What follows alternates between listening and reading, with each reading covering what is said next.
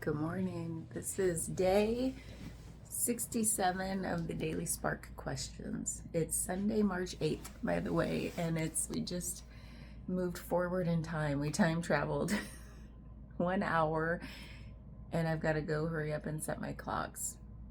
Yeah, the ones that aren't automatic. So it does feel like I am moving more slowly this morning, just sort of like not rushing. It's a beautiful Sunday morning. The light's coming in. I don't know, it just feels like peaceful. So, what's this question? Where do I resist not knowing because it destabilizes identity? Where do I resist not knowing because it destabilizes identity?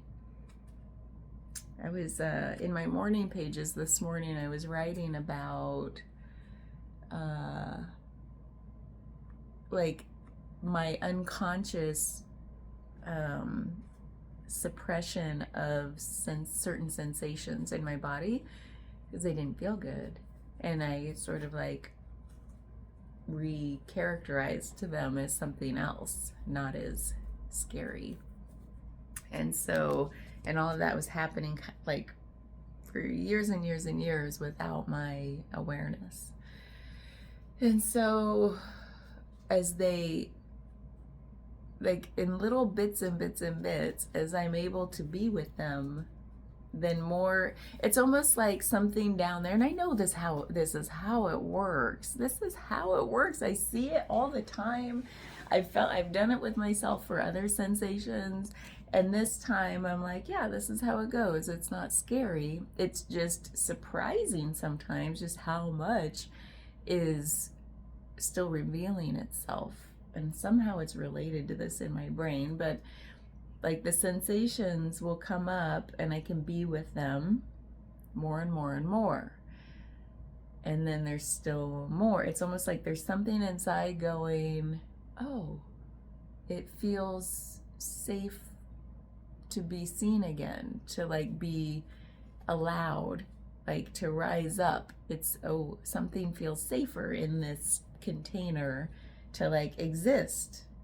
So a little bit more will come up, and then I stay with it, feel it, be present with it, witness it, all the things, and it moves through.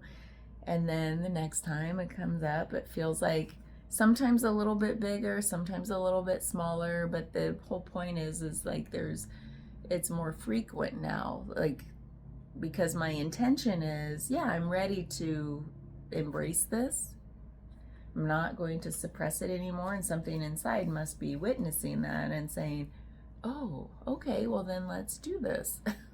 And I know that's how it works. It's just natural. And so there's something here. Where do I resist not knowing because it destabilizes identity? But what I really think this meant to say is, where do I resist knowing? Where do I resist not knowing? To resist, well, I guess that's true also. Oh, interesting. I could read it both ways and it could be really good. Like thought-invoking stuff. Where do I resist not knowing because it destabilizes identity? Well, I think like a lot of where my head was going with this like suppression of these sensations, unconscious suppression, like I didn't even know I was doing it for so many years. I'm having a hot flash now. I gotta get roll of whatever. It felt like a sense of protection because I didn't want to destabilize my identity. Like it felt safe in the identity structure I'd created, the personality, the behavior patterns, everything I identified with was stabilized because I was suppressing the destabilizing forces that wanted, like, to destabilize means like, oh, I'm gonna shake things up, things will feel uncertain, like I will be reorganizing, use that word again. I gotta turn down this heat. Oh my god. Whew. Maybe it's happening real time. So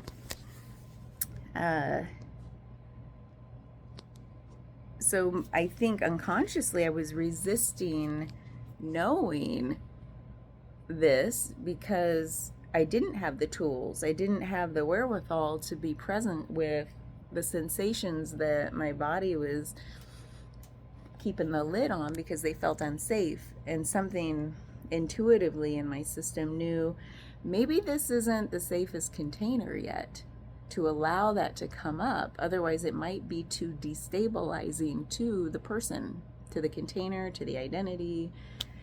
And so, and that's just what we learn in trauma healing work, is that like everything we've done consciously or unconsciously to protect the organism it's there for a reason, and it's there to stabilize something, to stabilize this, to help it stay stabilized. Doesn't mean regulated necessarily, but it means, okay, I'm stabilized. I can operate from this level of stability in my life. It doesn't always feel pleasant, but it feels like safe. Like my current version of safety. Like I'm not falling apart at every instance. So every instant. So that's one way to think about stability, I guess. And it's all like everybody's so different. Everybody's so different and has their own baseline stability, their own threshold limits, like the bottom floor and the top ceiling of like what I can operate within and feel stable and safe and like a functional person in life. And so I feel like I unconsciously just resisted knowing what was going on because it felt destabilizing. Like just naturally, these sensations are not pleasant to be with. They're just not. Some of them. I mean, other ones are very pleasant to be with. And then I feel like, oh, let's chase that sensation, you know? That's where like behavior patterns happen and addictions happen. It's like, oh, I want more of that. But not any of this other stuff. So for me, it was some of the most intense fear-based, if I want to characterize it as fear, intense fear sensations. Like the most, think of the most scary thing and then internalize it in your body. And those are the sensations I'm talking about. Like, hell no, I don't want to be with that. So I just suppress. And certain times in my life, I knew this was happening because they were intense moments of activation revolving around being seen. So that's mine, is like, where do I resist that? Is because I don't want to be the person who can't be seen. I don't want to hide away. There's a huge part of me that wants to be in connection with people. So I think I resisted knowing that was operating in here. And it was just like, okay, avoid these certain situations, like public speaking, where you're like seen and then you can't breathe and like the fear sense say, okay, we won't do that anymore. No more public speaking. So that's for me what comes up. And then there's, where do I resist not knowing? To me, that feels like I'm resisting uncertainty. That's what this question, when you phrase it as not knowing, where do I resist uncertainty? Where do I resist I don't know? Nowadays, I don't know. I don't know. I don't know, because I love the phrase I don't know. I love starting from a place of not knowing, because like beginner's mindset, because then everything is able to be explored with curiosity and beginner's mindset. Like I'm not trying to bucket things into like, here's my area of expertise and I've got to feel like I know it, because in the past that has felt so limiting. It actually makes me feel a tightening sensation right here, like, ugh. So I love starting from the place of, I don't know, let's find out, you know. And that started to really hit me when I became a consultant years and years and years ago. It was like the seeds being planted of like consulting 101. You say, you don't pretend to know. You say, I don't know, and I'll find out. I'll try to get that answer for you. So that's like, ever since then, that hit me as like, oh God, that feels good. That feels good. Feels authentic, honest, vulnerable, all the things that I didn't yet know how to access. But those were the initial seeds being planted. Thank God I went into consulting, and then thank God I got out before it wrecked my nervous system even more. So anyway, tangent. So where do I resist uncertainty? Because it destabilizes identity. Now that's interesting too, because I feel like that goes back to what are my blind spots? I just did like a reading on that, I think last night, where it was like, how do we even, that's the big question. What are our blind spots? What are mine? And if I ask you, what are yours? You'd be like, I don't know, homie. That's like, it's impossible to know because I'm blind to them. So it's fascinating to me because I don't know what I resist not knowing. I don't know what uncertainty I resist. Is that true though? Because there's such a subtle, nuancy kind of feeling around resisting uncertainty, because the brain, I feel like my brain, when it goes out to try to find something, it's like almost certain that it's going to find something. There's a certainty when the brain is involved saying, let's look in these places, but it only knows where to look where it's conscious of where to look. Does that make sense? We've got to drop below the conscious thoughts to say, where might we explore in the subconscious realm, in the hidden realm? And it's like a paradox of epic magnitude, or ironic, I don't know what you want to call it, where it's like, how does the conscious mind search in unconscious and subconscious places? Because it's like we can only, it's like that's our starting point. It's the lens we're looking through is the conscious mind. And behind it, like here's our point of view is like out here in front. And then how do we access everything that's not within this point of view? When we turn around, think of like a cone. I'm thinking of like, a triangle of perspective. Think about my full range of visibility, like my peripheral vision, my direct center vision. And when I even pivot that cone to look behind me, it's like shining out now I'm conscious of what's in front of me. It's still not seeing what's behind me. It's like the whole world is turning with me and I can't ever see what's behind me. So that to me feels like an almost useful analogy or metaphor for like using this tool to access blind spots. And that's why meditation and all these other healing modalities, where it drops us into that realm of the void and the subconscious, and then things bubble up into our awareness. The unconscious can become conscious. So to me, where do I resist not knowing? Where do I resist uncertainty? I don't know. I don't know if I can answer it like this because my conscious mind is at work here. But I'll noodle on that. Maybe I'll do a little meditation and try to see more of my blind spots, what's not within my realm of perception, conscious perception. But I certainly know where I resist knowing, where I resist. So let's look at it that way. First of all, do I have time? Oh, I gotta go. Where do I resist certainty? To me, that is more of a conscious space because I am now in that mindset of like beginner's mindset.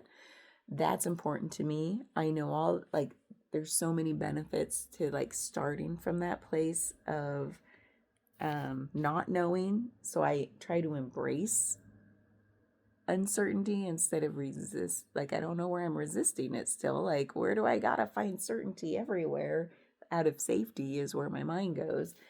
But anyway, get back to like, where do I don't resist. Wait, where am I? I think I got lost. My mind's like in 3 different places right now. It wants to go backwards. So let's do that first. The where my mind wanted to go with safety. Where do I resist uncertainty? I feel like it's one of my blind spots like has been that I'm not even framing things in safety and unsafety. That's come about in the last few years, where it's like, why do I feel this sensation? Why don't I want to be in this space? I didn't really frame it in terms of like, it just doesn't feel safe. It just doesn't feel safe. And so that's where it felt very uncertain. And I needed to have certainty before I went into certain situations. So I definitely had some resistance there. Now I feel like, and that only came about through the subconscious work I was doing, like shadow work and stuff like that. So sorry, I wanted to just end with that on the other one. Now, where do I resist knowing? Like, where do I resist certainty? That it feels like nowadays, as soon as I feel so certain about something, it jars me. Like, wait a minute, you don't know shit. Like beginner's mindset, because it's proven me wrong time again.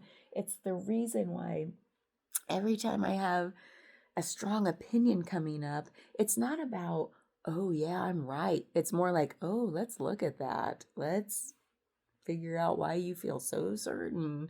Because to me, that's like it's not about self-doubt either.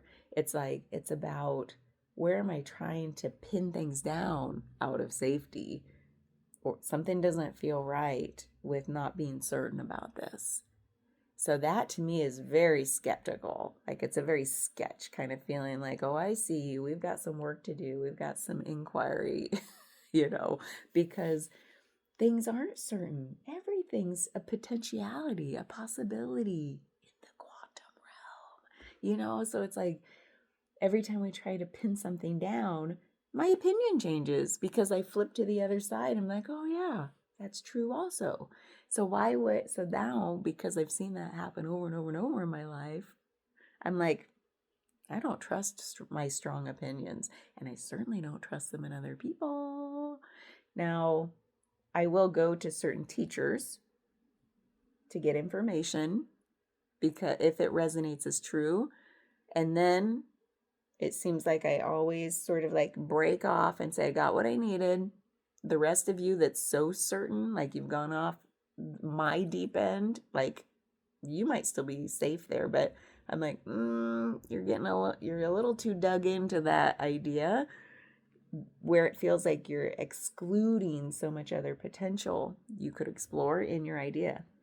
So I'm like, okay, I'll take what resonates, leave the rest. And sometimes I'll come back over and over to certain teachers and be like, oh, now I'm ready for the next thing. I wasn't ready then, but now I am. So I'm not saying that's why I call it my deep end, like going over the edge.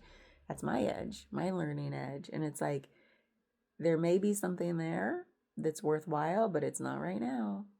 And then I come back to sometimes over and over, and I'm like, yeah, still not worthwhile. But maybe someday. That's the maybe beginner mindset that I just love, because I don't know.